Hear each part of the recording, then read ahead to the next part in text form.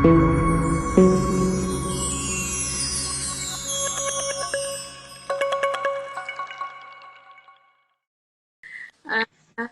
Makasih Kakak Nafa dan juga Kak Sinta udah menjawab pertanyaannya. Apa ada yang mau bertanya lagi? Satu pertanyaan lagi deh. Kalau nggak ada, aku deh yang nanya. Boleh, boleh, Oke. boleh. Aku deh yang nanya gimana ya cara eh, Kak Sinta ataupun Kak Nafa ini ngebalance time managementnya. Hayo. Kalian pasti sibuk. Kalian pasti kegiatan, apalagi di era pandemi yang pasti hiperaktif banget berdua. Ayo coba, kayak gimana Kak? Mungkin ada tips-tipsnya? Pertama dan yang paling utama kalau menurut saya sendiri, bikin time priority. Hmm. Bikin prioritas dulu, mana yang bisa dikerjakan. Mana yang paling terlebih dahulu deadline kalian mana nih, karena aku juga pekerja kan, jadi pasti banyak juga tugas-tugas kantor yang harus diselesain, apalagi kalau namanya pekerja pasti start jam 8 pagi, pulang jam 6 gitu kan. Nah, di antara waktu itu, jam 6 sampai dengan malam itu, aku biasanya hiperaktif nih, kerjaan yang harusnya buat besok tuh aku kerjain dulu malam itu. Jadi aku tuh udah tahu target aku pekerjaan aku sebulan. Bahkan aku sudah ada agenda sampai akhir bulan ini tuh sudah ada apa yang harus aku kerjakan. Dan aku sudah ada list kira-kira mana sih kegiatan-kegiatan yang bisa aku selip-selipin di tengah-tengah. Karena ketika kerja pakai earphone kan nggak kelihatan, ketutupan kan. Hmm. Nah itu bisa digunain banget waktunya. Terus dilihat dulu aja, kegiatan ini penting nggak sih, benefitnya apa untuk kalian. Jangan kalian hiperaktif, seperti yang tadi aku bilang, ekspor potensi kalian, tapi terus kalian ikut semua kegiatan, bahkan hal-hal yang mungkin kurang penting atau kurang related sama passion kalian. Cari kegiatan-kegiatan yang memang sesuai sama passion kalian aja. Misalnya kayak aku sangat passionate di bidang renewable energy, di bidang crime, terus kayak biologi. Oke, aku ikuti kegiatan yang ada di situ. Tapi kalau misalnya kegiatan make up, fashion itu, jujur aku sangat fashionista, dalam arti terlinista. Jadi aku nggak akan ikut kegiatan-kegiatan itu gitu ya. Jadi memang harus dibuat time management yang baik, harus dibuat skala prioritas, dan manfaatkan waktu. Kalau memang kalian bisa menggunakan 1 jam aja dari waktu kalian untuk hal yang berguna, kenapa enggak? Kenapa mesti nganggur? Dan jujur, aku termasuk tipikal makhluk nokturnal. Jadi aku tidur tuh malam, malam itu aku malah melek, pagi itu aku malah ngantuk. Jadi aku itu biasa tidur itu jam 2 sampai jam 5. That's it. Itu jam tidur aku, jam 2 sampai jam 5. Udah gitu aku mulai beraktivitas lagi. Kenapa? Karena bagi aku saat ini adalah masanya aku untuk bisa aktif dalam kegiatan apapun, apalagi selama pandemi. Dan aku bukan WFH loh, aku WFO, aku work dari kantor. Jadi memang harus benar-benar bagi waktu yang luar biasa dan harus tahu skala prioritasnya.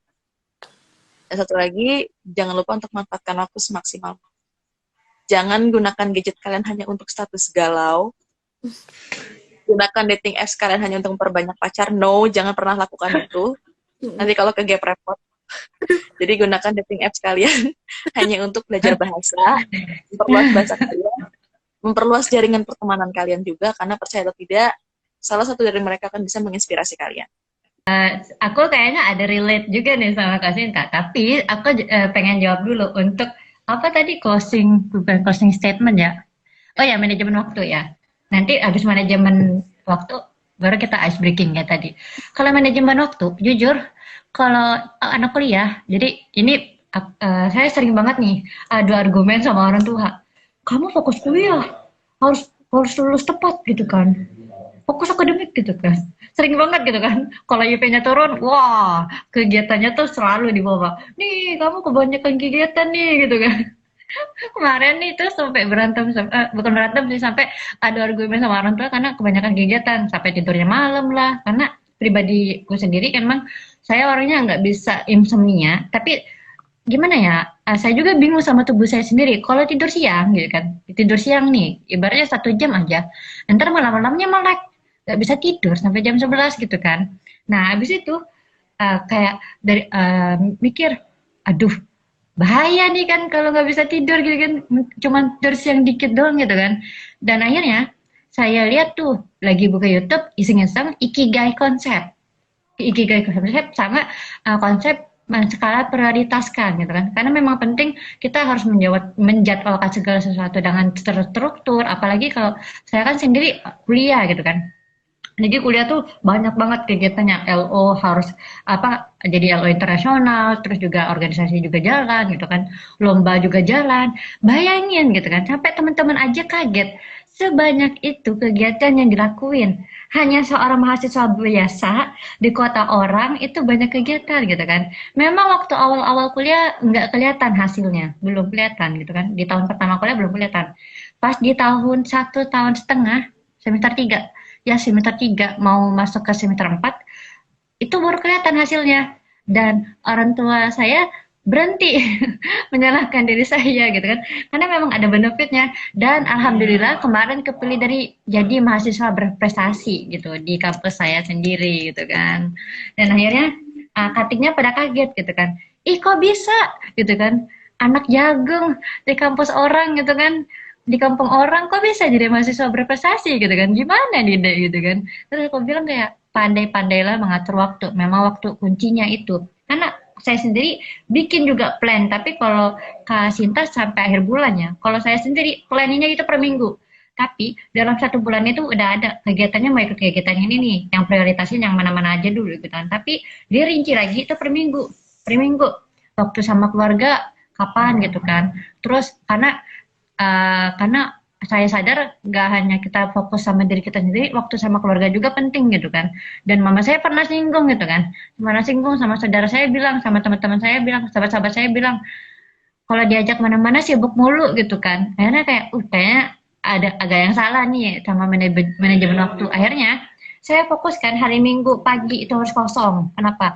Karena keluarga saya pribadi sendiri, keturunan Arab juga, sering adain acara gitu kan. Jadi kayak mau nggak mau harus datang gitu kan mohon maaf nih kan kakek saya orang Arab gitu kan jadi sering banget ngadain acara jadi mau nggak mau kita harus ikut gitu kan sama acara keluarga family gathering gitu kan dan saya juga meluangkan waktu prioritasnya juga sahabat-sahabat terutama orang-orang terdekat sekitar kita karena mereka pengen tahu perkembangan kita gimana gitu kan dan akhirnya satu tips nih tentuin skala prioritas dan tentuin deadline-nya meskipun kalau saya sendiri kan kuliah gitu kan jadi kayak kalau dosen ngasih tugas ya tanya teman aku sekelas langsung aku kerjain kerja kelompok ayo kerjain gitu kan terus kayak temen-temenku pada awalnya nggak mau dan mereka tahu bahwa mereka bilang wih Ana bener kalau di kampus bilang Ana ya bener ya Ana bilang kalau apa-apa tuh dikerjain dulu enak gitu kan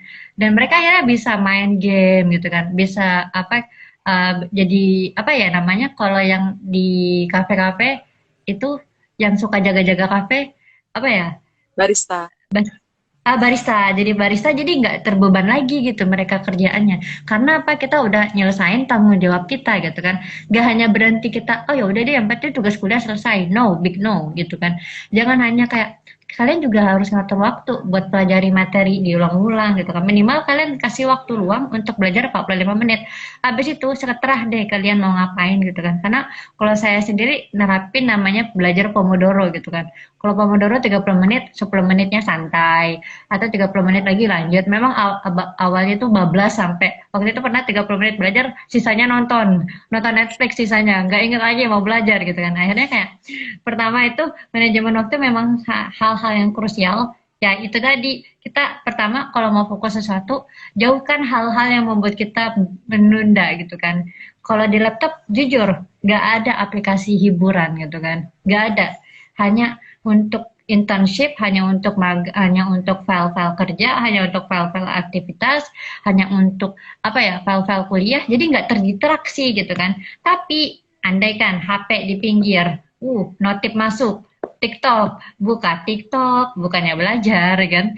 Bener, makanya kata Kak Sinta tadi, kita harus tahu namanya prioritas hidup kita gitu kan. Kayak Kak Sinta, dia punya prioritas kerja. Saya sendiri punya prioritas sekolah. Kuliah. Jadi bagaimana kita menyelesaikan prioritas tanggung jawab kita dulu. Habis itu nanti baru kita mengisi kegiatan-kegiatan selingan yang lain karena memang untuk masa-masa kuliah nih khususnya kata masih muda kalau bagi saya Kak Sinta sendiri itu orang-orang yang benar-benar berkembang gitu kan meskipun udah kerja kata Kak Sinta saya udah nggak berlaku lagi nih buat berkembang. Ingat kata yang buat mobil Tesla, untuk berkembang itu nggak perlu yang namanya usia. Yang penting seberapa mau kita siap mempersiapkan diri kita untuk berkembang lebih baik. Sorry, 4 hal. Waktu kamu untuk Tuhan, waktu kamu untuk agama, waktu kamu untuk pekerjaan dan karir, waktu kamu untuk pasangan. Pekerjaan, karir, teman-teman itu ada di sini, dan kemudian pasangan. Kalian harus bisa membagi semua waktu itu. Bagaimana caranya? Dalam 24 jam kalian bagi waktu kalian. Kalau saya pribadi, hari Sabtu itu adalah separuh hari untuk teman-teman saya, separuh hari untuk pasangan, kalau punya. Terus hari Minggu itu adalah harinya keluarga. Dan Senin sampai Jumat adalah harinya bekerja dan berkegiatan, mengembangkan diri saya apapun itu, dan sering baca-baca berita juga. Dan memang Kak Nafa bilang benar, bahwa dalam suatu hubungan bukan hanya untuk flirting, bukan hanya pertukaran bahasa, tapi pertukaran informasi juga. Dan gimana kita caranya bisa bertukar informasi, balik lagi kalau kita nggak menguasai bahasa. Kayak gitu. Makanya penting banget time management, bahasa, itu benar-benar frekuensi yang paling penting. Itu sangat penting saat ini. Karena memang kalau manajemen waktu ini memang untuk orang Indonesia sendiri masih jauh di bawah standar gitu kan. Iya. Jujur, pasti salah satu kita pernah yang namanya ngaret gitu kan. Bila perlu hapus itu yang namanya ngaret dalam manajemen waktu di Indonesia gitu kan. Cara diwujudinnya dia dari diri kita sendiri. Take control, bukan orang lain yang mengontrol dari kita, tapi kita sendiri yang mengontrol skala prioritas manajemen waktu kita. Makasih banget jawabannya Kak Nafa, Kak Sinta. Sekarang kita udah jauh sebenarnya dari penghujung acara. Kita seru banget ngobrol ya. Iya. Sadar kita udah lebih dari 30 menit. Seru banget, sumpah. Tapi nggak apa-apa, ini seru banget dan well educated banget pastinya. Dan gak sia-sia juga. Jadi kita tutup sampai sini aja ya. Aku juga nih, ada pesan gak nih dari IES untuk semua penonton kita?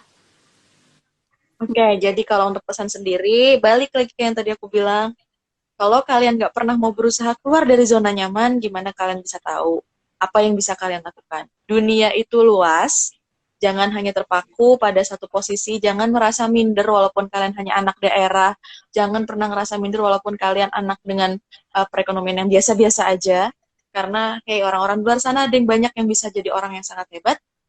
Kenapa kalian tidak? Selama kalian berprestasi, kenapa tidak? Salah satu langkah yang paling mudah yang bisa dilakukan sekarang adalah dengan mengikuti kegiatan internasional. Karena percaya tidak percaya, kegiatan internasional itu akan menjadi candu.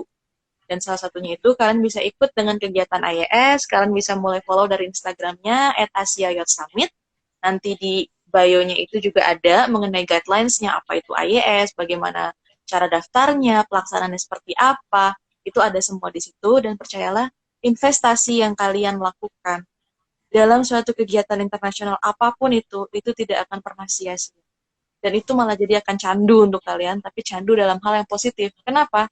Yang ngerasain manfaat dari kegiatan itu bukan organisasi tersebut, bukan orang lain. Tapi yang merasakan manfaatnya itu adalah kalian sendiri, dan itu sangat berguna dan bisa menunjang untuk masa depan kalian. Bukan cuma untuk negara kalian secara luas, tapi juga untuk diri kalian sendiri. Seperti itu. Gimana kan aku? Oke. Nih pesan dari Cakrawala Bahasa, jangan lupa daftar jadi membership dan juga jangan lupa daftar ASIAS Youth Summit yang akan ditutup akhir Maret ya Kak ya, bener kan? Betul. Jangan lupa semuanya daftar, ramaikan. Terus jangan lupa ubah dari diri kita masing-masing, gimana pribadi kita dan keluar dari zona nyaman. Ya. Betul sekali. Oke, makasih semua, makasih kakak-kakak udah berbincang-bincang walaupun tadi sempat terputus.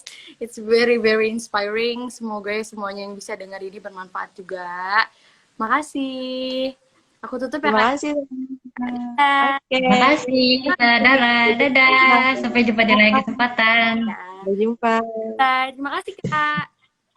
Terima kasih. Terima kasih kembali.